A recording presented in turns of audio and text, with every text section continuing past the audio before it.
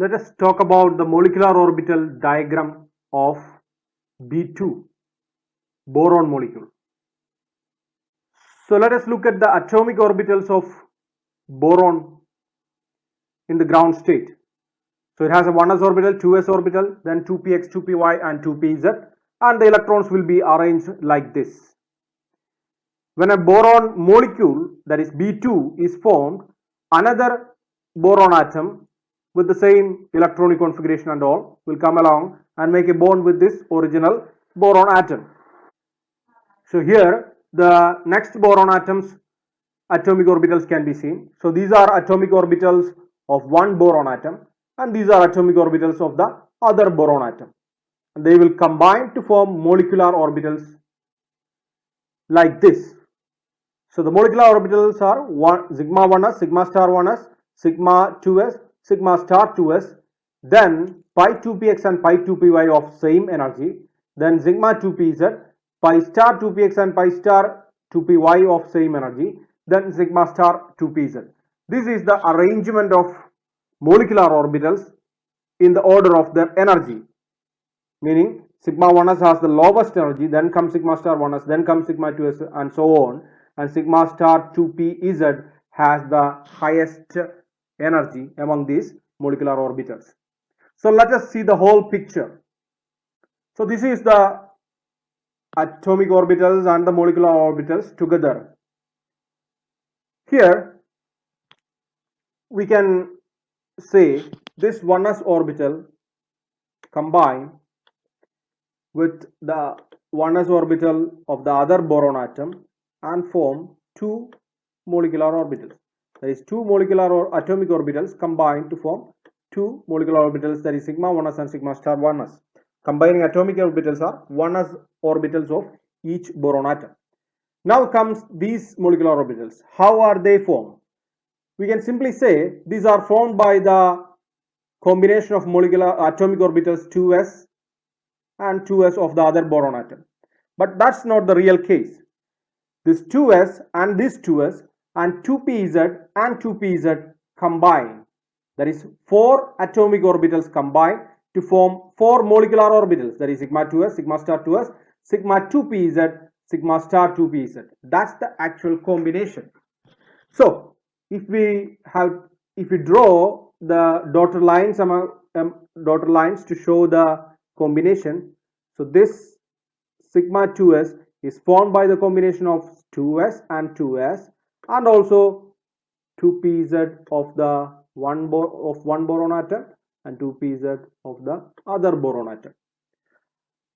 And how about the sigma star 2s? Same case, it is formed by the combination of two 2s orbitals and two 2pz orbitals. The diagram is getting a little bit complicated. And how about the sigma 2pz? This is also formed by the combination of 2s, 2s,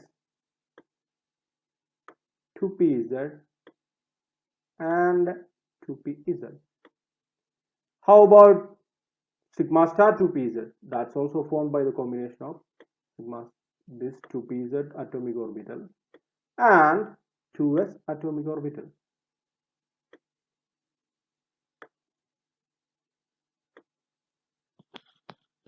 So this is the actual combination of these atomic orbitals to form these 4 molecular orbitals, and the picture is very complicated.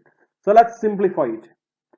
Let's just draw the simpler diagram. That means let's remove this dotted lines.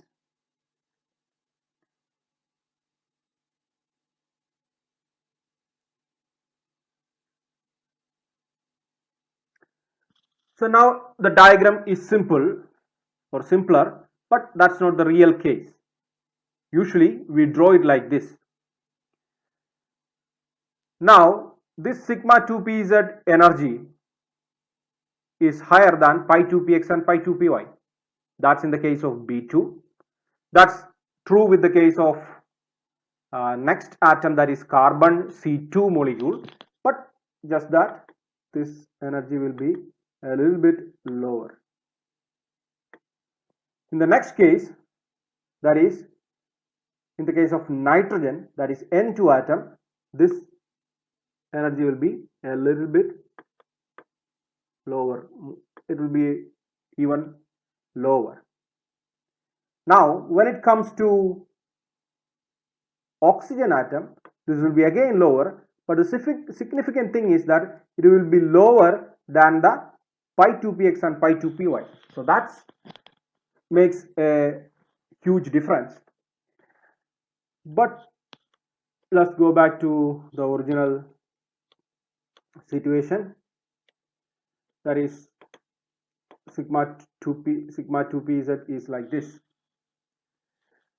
So the take home message is that these 4 molecular orbitals are the combination of sigma 2s, 2s, 2pz and 2pz, and so because of that these energies are like this, and the combination varies from carbon, from boron to carbon to nitrogen, and then when it comes to oxygen, this energy decreases so much that it will be even lower than pi 2px and pi 2py. എനർജിയുടെ order boron molecule, B2 molecule, C2 carbon molecule, അതുപോലെ തന്നെ N2 nitrogen molecule ഒക്കെ ഇതേ ഓർഡറിൽ തന്നെയായിരിക്കും.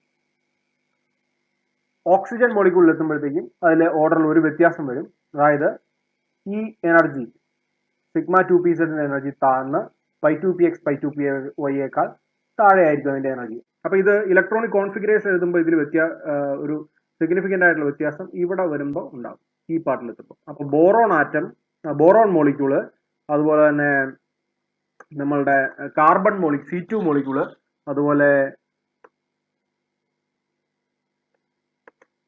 Nitrogen N2 മോളിക്യൂളിലെല്ലാം ഈ ഒരു ഓർഡർ ആയിരിക്കും.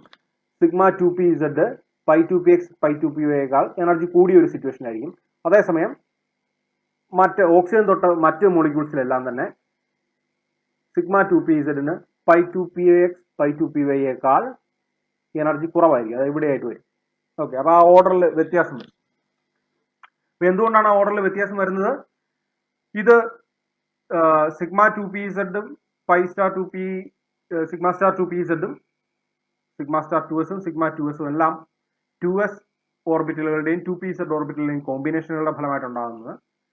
അങ്ങനെ ഇരിക്കുമ്പോഴും ഈ അറ്റോമിക് ഓർബിറ്റലുകളുടെ ഗ്യാപ്പിൽ, എനർജി ഗ്യാപ്പിൽ അതിന്റെ അകലത്തിൽ വ്യത്യാസമുണ്ട്. അതായത് 2pz 2s തമ്മിലുള്ള അകലം, അല്ലെങ്കിൽ p ഓർബിറ്റൽസും ഈ 2sഉം ആയിട്ടുള്ള 2p ഓർബിറ്റൽസും 2sഉമായിട്ടുള്ള അകലം എന്ന് പറയുന്നത് ബോറോണിലേക്കാൾ കൂടുതലായിരിക്കും കാർബണിലേക്കാൾ കൂടുതലായിരിക്കും നൈട്രജനിലേക്കാൾ കൂടുതലായിരിക്കും ഓക്സിജനിൽ. അങ്ങനെ വരുമ്പോഴാണ് അതിനനുസരിച്ച് ഈ ഒരു എനർജിയുടെ ഈ ഒരു ഓർബിറ്റലിന് എനർജിക്ക് വ്യത്യാസം ഉണ്ടാകുന്ന സിഗ്നിഫിക്കൻ്റ് ആയിട്ട് അത് കുറഞ്ഞു വരുന്നു. അങ്ങനെ ഓക്സിജനിൽ എത്തിക്കഴിയുമ്പോഴത്തേക്ക് അത് ഈ പറയുന്ന മോളിക്കുലാർ ഓർബിറ്റലിനേക്കാൾ എനർജി കുറയുന്നു. ഈ pi 2px pi 2pyക്ക് കാര്യമായ എനർജി വ്യത്യാസമൊന്നും ഈ പറയുന്ന എനർജി ഗ്യാപ്പ് കൂടുന്നത് കൊണ്ട്, അതായത് 2sഉം 2pzഉം അല്ലെങ്കിൽ 2sഉം p ഓർബിറ്റൽസും 2p ഓർബിറ്റൽസും തമ്മിലുള്ള എനർജിയുടെ ഗ്യാപ്പ് അകല കൂടുന്നത് കൊണ്ട് ഒരു വ്യത്യാസം വരുന്നില്ല ഈ pi 2px pi 2py. ബാക്കി എല്ലാത്തിന്റെയും എനർജികൾ മാറും, ബാക്കി എല്ലാ മോളിക്കുലർ ഓർബിറ്റലിന്റെയും എനർജി മാറുമെങ്കിലും സിഗ്മ 2pzന്റെ എനർജി മാറുന്നതാണ് ഏറ്റവും സിഗ്നിഫിക്കന്റ് ആയിട്ട് മാറുന്നത്. ഇനി നമുക്ക് ഈ ബോറോൺ മോളിക്കുലർ ഓർബിറ്റലുകളിൽ ഇലക്ട്രോൺസ് എങ്ങനെ അറേഞ്ച് ചെയ്യും എന്നുള്ളത് നോക്കാം. അപ്പോൾ നമ്മളുടെ 1s ഓർബിറ്റലുകളിൽ നിന്ന് 2 എണ്ണത്തിൽ നിന്നായിട്ട് 4 ഇലക്ട്രോൺസ് ഉണ്ട്. അപ്പോൾ അത് ഈ 2 മോളിക്കുലർ ഓർബിറ്റലുകളായിട്ട് നമുക്ക് അറേഞ്ച് ചെയ്യാം. ഇവിടെ 4 ഇലക്ട്രോൺസ് ആയി. ഇവിടെ 4 ഇലക്ട്രോൺസ് എനർജി വഹിച്ചിട്ടാണ് നമ്മൾ ഇലക്ട്രോൺസ് അറേഞ്ച് ചെയ്തു പോവുക. അപ്പോൾ ആകെ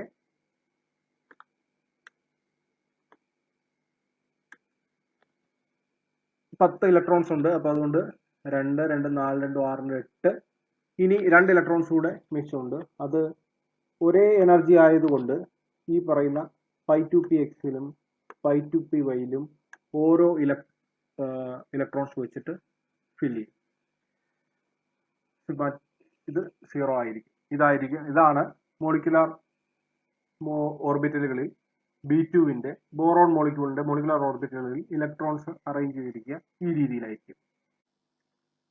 So in boron molecules, the electrons will be arranged in this order: sigma 1s2, sigma star 1s2, sigma 2s2, sigma star 2s2.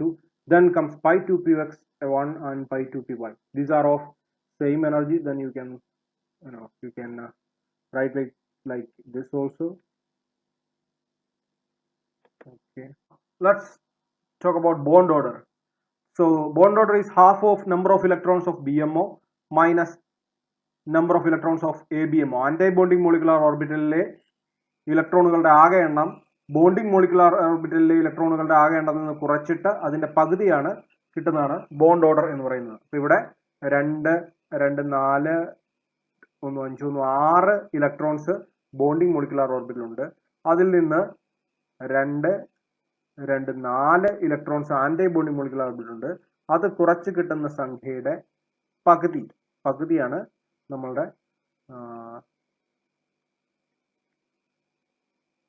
Bond order എന്ന് പറയുന്നത്.